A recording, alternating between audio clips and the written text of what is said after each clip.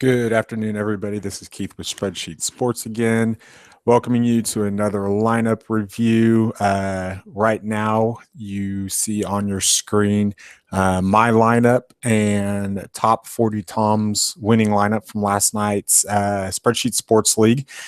We're going to go over a couple things that I like and that I not really dislike, but I had a couple questions about. Maybe things that he saw that I didn't I didn't agree with, and nothing against him or what he's done because obviously he won. But you'll kind of see as the roster construction goes around, and if you read my article, kind of what how he freed himself up and was able to really separate himself from the rest of the league and take down first place. So congratulations first and foremost to top 40 Tom. I will be looking for some redemption. One of the things that I believe is one of my crutches and strengths in daily fantasy is I don't like to lose, so I continue to try to get better, even with the success I've had since I've started. And hopefully that's how everybody else kind of looks at things too, because that's one of the reasons why I enjoy bringing these articles to you guys in these videos. So we're going to go position by position breakdown, and then I'm going to show you some tips and tricks in the lineup or in the tool that we might overlook on a day in and day out basis that could help us kind of separate ourselves and possibly make us more consistent that I use as well. So the first one is we're going to start with pitchers. Obviously, Garrett Cole, he was the highest priced pitcher of the day. You can see in our tournament or our league, he was 70% owned, which means Ryan Vogelsong, that top 40 Tom used, was 10% owned. And I believe, I can't remember who the other pitcher was. So a lot of the field had Garrett Cole, so you're not going to separate yourself there. But what that is going to allow you to do is to where if he gets absolutely hurt, he only pitched 4 2/3 with 5 strikeouts, which is why he actually finished with positive points. But he allowed 5 earned runs on this day. That depending on the size of the slate or the tournament you're in, sometimes it could actually be beneficial and not hurt you if you go with the chalk play and the highest price pitcher, the one that's going to be the highest owned, if he's projected to be as high owned as 65, 75%, because if he does bomb, then you don't have to worry about going, or you don't have to worry about it hurting you quite as bad. In that same aspect, there's also a lot of merit, just like he did, of choosing somebody completely different, because if he does bomb, he doesn't need to do a lot. The pitcher that he chose didn't need to do a lot in order to gain an edge and gain an advantage. So you can see here, he wasn't impressive. He pitched 6 innings, 4 strikeouts. That's 10 points. That in itself would have separated himself from the field enough to where he gained enough of an advantage that he actually could have won by his bats as well. So it wasn't something that I looked at as far as the Giants pitcher, Vogelsong. He's extremely inconsistent, but he chose the matchup. The Padres are struggling right now, and they really are a bottom 5 team against right-handed pitching. So that's a good matchup, and it's actually something that he kind of reopened my eyes to, and I'll be taking advantage of in my tournaments and GPPs from now on until they can actually prove that they can hit right-handed pitching. So that was the start of it. Going down here to Yadier Molina, for me, he had been hitting the ball better of late. He was in a good matchup going against the Miami Marlins. It was kind of an even park shift, maybe a little bit of a downgrade. And I don't mind the choice at all. He's not a catcher that's going to get double switched for later on in the games unless it goes into extra innings. He's one of their top offensive guys. He hasn't been hitting for a lot of power, although he showed more power at late. But I kind of think that was due to his wrist injury from last year, and it not being completely strengthened back, rather than a lack of talent or a decrease in talent. So he had been hitting the ball a lot better. He's got 2 home runs over his last 4 or 5 games or so. So I don't mind that play at all. Go over here to Stephen Vaught, or Vogt, whichever one you want to say. He was actually my 3rd highest catcher of the night behind Brian McCann and Yadier Molina. I really, really like this play because by him choosing Ryan Vogelsong, it freed up $4,400 worth of salary, which allowed him to pay up at positions that I had to punt and find value at. So Vaught with going against Texas, going against a righty in Texas, it's a positive park shift against a pitcher that had been pitching over his head of late. It was a really, really good matchup, and I actually had Vaught in a couple tournament teams. So and he was one of the lower owned catchers of the night. So with everybody focused on that Coors Field game, which we can take advantage of going forward, is a lot of people try to focus on that, and then they try to outsmart themselves and go elsewise. And a lot of people focused on Brian McCann. That was something that he took advantage of, and it paid extreme dividends. You can see that there's a 7.25 point differential. So just in the top 2 positions, this is kind of where he separated himself from the field. He was the only player to be on either one of those guys, and it paid extreme dividends. And in my opinion, that's what actually won him the tournament last night. So go down to Billy Butler. We were the only 2 players that had him. And anytime you can get a player under 2,500 that is in a good position and he produces positive points, then you're going to take that. At 2.25 points, he outproduced his salary, and he's not your lineup killer, which is something that was extremely, extremely important when you find value. Is you just hope that he's in the you don't want to just plug in guys that are 2,200 because they fit and hope. You want to actually find a guy that's in the starting lineup, that's in a good position, that has the ability to actually produce a very, very high total. Billy Butler going to Texas, he has the ability to still put the ball at a yard. He doesn't hit a lot of home runs, but he has the ability to. So that's why I like that play, and I'm sure that's probably why he liked that play as well. Going down to second base, you're looking at Chris Owings. For me, this was the first night that he was eligible as a second baseman on FanDuel. He had been a shortstop the full year so far, and it was something that I found was extremely overlooked in all the tournaments that I was in. And anytime you can get a Coors guy that's under $2,900 or under $3,000, then that's in the starting lineup, then he's almost an automatic plug and play for me, just because between Coors Field and the next highest offensive ballpark, it's still such a huge upgrade that it's almost not worth trying to find somebody that could outproduce it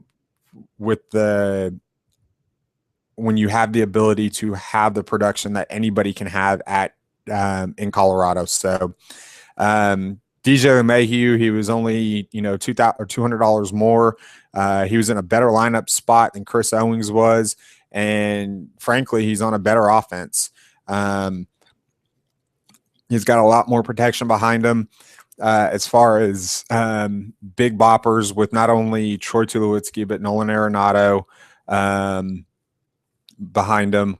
So that's something that, you always take into account. Chris Owings, if he was batting at the top of the lineup, you had, David Peralta and Paul Goldschmidt. So it's either one would have been great.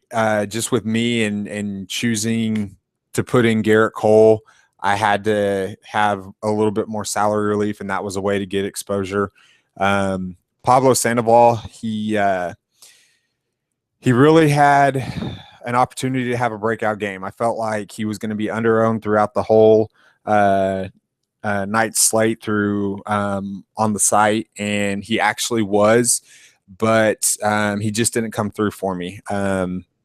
For a team that put up 5 runs and me having 2 of the top 5 players in that lineup and only getting 1.5 fantasy or FanDuel points, I was extremely disappointed in that. And it goes back to, again, $2,600. It was salary relief. He was the best overall third baseman value of the day, and it allowed me to fit in Garrett Cole, who I thought had the highest upside of any pitcher on the night. So Nolan Arenado, I don't need to really explain this play too much. At $4,400 in Coors Field, facing a not so good pitcher, he had the ability to go off again like he had done the night before, where he had 14 fantasy points. He's the best third baseman in the game, bar none. And you can never, home or away, you can never argue with putting Nolan in your lineup.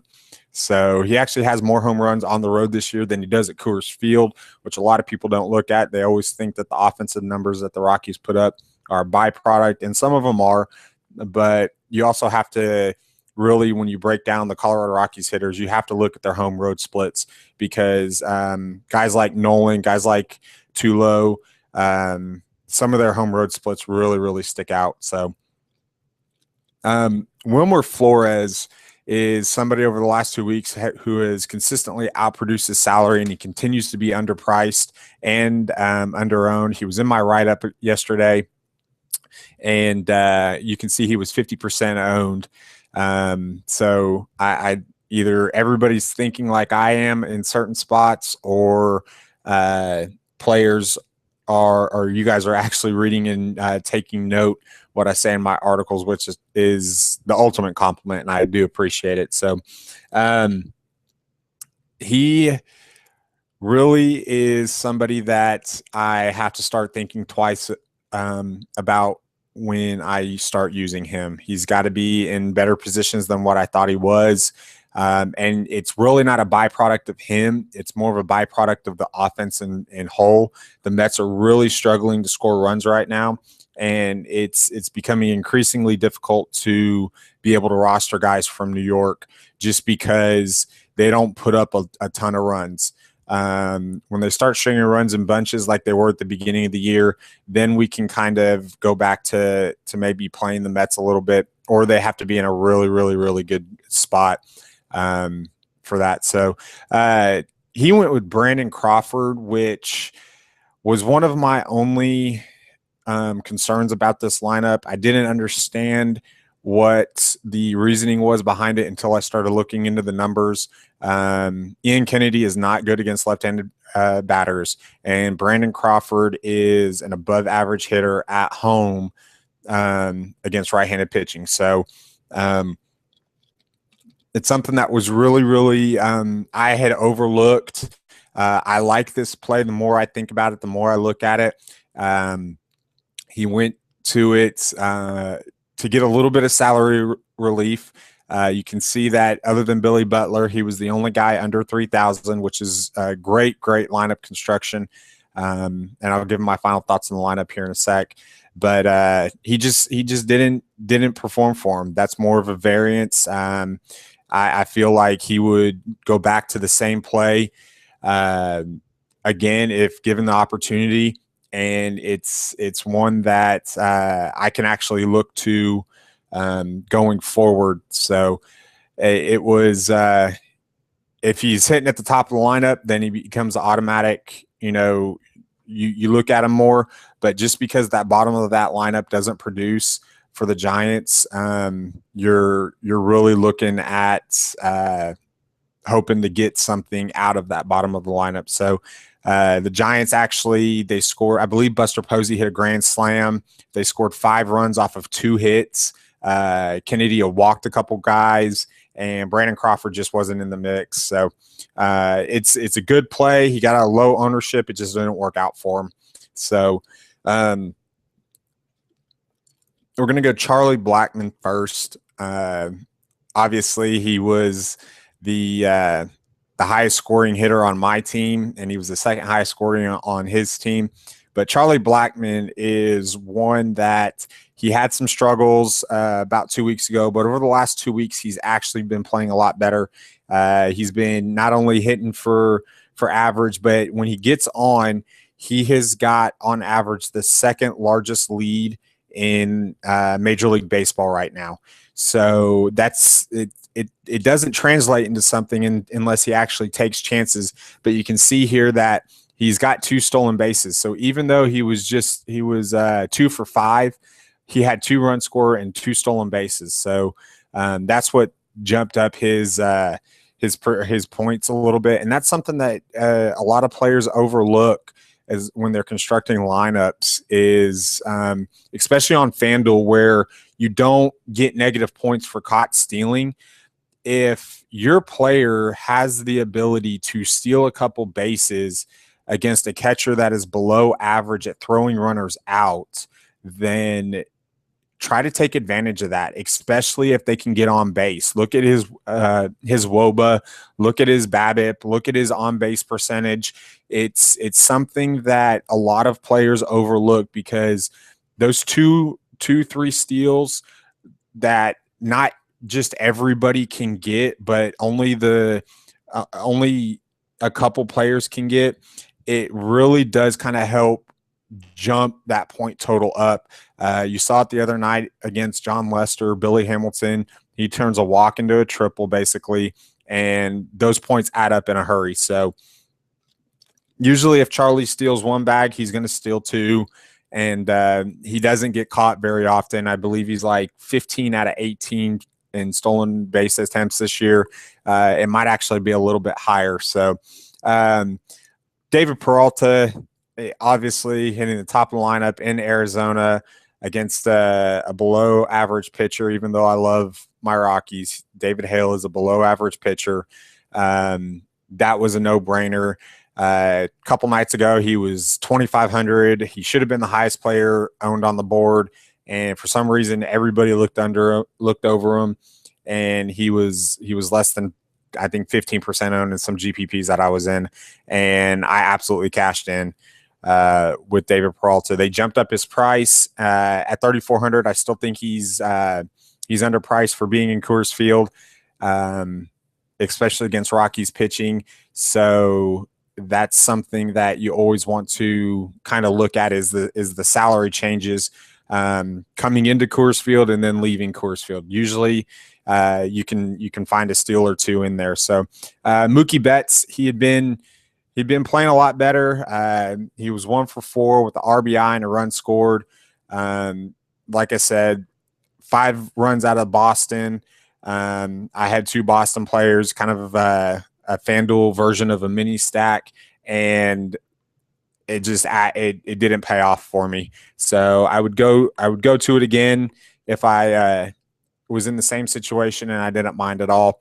Charlie Blackmon and Mookie Betts were my 2 top, priced hitters of the afternoon or of the evening, and that's just because I thought they were in situations you just couldn't pass up. So Jared Dyson, he's hitting at the middle or the top of the order in that Kansas City lineup.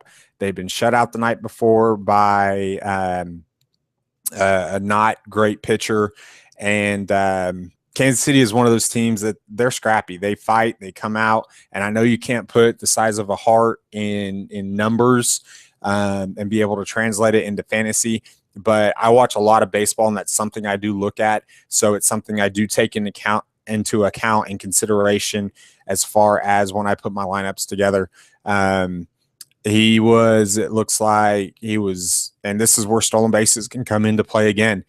He was 1 for 4, but he had an RBI, a run scored, and a stolen base. So look at that as far as when you're going through your research and your lineups, is whether or not teams are aggressive on the base pass, and then their success rate as well, and then compare that to the catcher they're going against. I never ever choose a base stealer against Yadier Molina. It's just something that you don't want to do. That's playing with fire. But against catchers like Michael McHenry for the Rockies, there's a couple other ones throughout the league that are just below average. That's something that you can take into consideration and actually exploit. So his final play was Andrew McCutchen. And with Andrew, he has the ability to basically hit 2 home runs every time he steps onto the field. And that's something that I feel with his lineup, he honestly, he couldn't have asked for a better start with his pitcher, getting 14 points. Vaught 7.5. Where it kind of hurt him was, even though McCutchen put out 1.5 at $4,100, he underperformed. Brandon Crawford obviously underperformed. DJ LeMahieu being in Coors Field in the top of the lineup underperformed. If those 3 players do something, he's putting up close to 60 points, and he has the ability to take down some big GPPs with this lineup construction. So with that, he actually still scored 20 or 38 points, and you can kind of look and break down the difference of it. But that is great lineup construction, in my opinion. And usually it takes really good lineup construction in order to take down a league of anything of 10 or greater. So especially with some good players in there. I've looked at a lot of your lineups, and there's not a lot that I don't see as far as players that I wouldn't have gone with.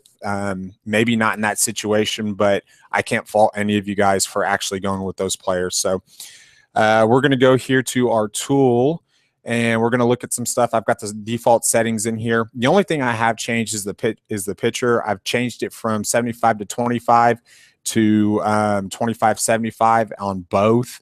But what I want to do is I want to go over here to the weather tolerance, and this is basically it's 100% chance of rain. So if you have basically 100% chance of rain, then they're not going to plug anybody into that lineup. So depending on whether it's cash game or GPP, I'll change it around. Cash game, I'll usually go no less than it's got to be 75%. So I put in 0.75, and it'll change it if there's any weather concerns. I don't think there are right now. And then cash game, I'll always go batting order 1 through 5. So let's see here. You can see how it's changed a bunch of stuff in here. Take this out. You can see already I've changed it to just the early slate. I'm doing this after lineups locked for you guys. It's not to give you guys any plays or anything. It's just basically to show you kind of how I work things. And I'll go through here and I'll pick the games that I want to choose from, whether they're included in the slate or not. If something's got a 6.5 total, then I'll lock in the pitcher over here in lineup guarantee, and I'll zero out the hitters either through the excluded teams or just through the game itself. So usually if a team is projected under 3 runs, I will put them right here under exclude teams and work off of those projections right there. So I go over here to FanDuel and take this out right here. And one thing that I always do for GPPs where I start out is I will look at the 3 highest run totals per team of the day. And after I run my lineup and everything, I will put them in. So I'll go Colorado. I want 3. Arizona, I want 3 because they're projected 5.5 and 5 runs. And then I believe we've got Oakland at 4.7 runs. So I want them at want them at 2. So it'll just put in players from those 3 teams, and it'll fit in a pitcher to go with it. So the biggest value of the day, obviously, today has been Taylor Youngman of the Brewers. It allows you to fit in a lot of bats and stuff like that. So this kind of just gives you an idea of exactly how to construct your lineup and how it will construct your lineup together. And you can change these around anytime you want to. So, guys, that's just a little bit of tips on how I work things for cash games. For GPPs, I'll go over here and I'll put this at 9 because I feel like a lot of players actually overlook the lower end of the batting order just because they don't get as many at bats. And I'll put this at 90 because most of the time they will do what they can to fit in the game. The only thing you've got to worry about is the pitchers, and you can lock in your pitchers through the hunches and exclusions page over here. So go over here, you run your model. You can see it flips a lot of players around. Rafael Yanoa is actually somebody I do have in a lot of my lineups today because, like I said, anytime I can get a player under 3,000 at Coors Field in a premium lineup position against a so-so pitcher, I'm going to plug them in. So at 2,500, batting second against Ruby De La Rosa, can't fault it at all. I'm going, and I'll take the $2,500. Hopefully he gets a point or two, and it allows me to fit in Paul Goldschmidt and Charlie Blackmon. So this is actually a good lineup, and I don't think I actually have this lineup in, which I'm kind of shooting myself in the foot for now. But that kind of gives you an idea exactly how I run things and how to include weather and lineup position in your projections. So like I said before, betting situation, betting total, pitcher strength, all this stuff, I just kind of leave alone unless there's an outlier that I absolutely have to see that day. So guys, I will talk at you tomorrow. We've got a big slate of tournaments. It is Friday. It'll be out early afternoon. We will have a lot of great plays. I'll find some value for you guys. Haven't looked at the slate yet, but I'm assuming that it's going to be a good one. So hopefully we can allow somebody to take down a big GPP and make some money.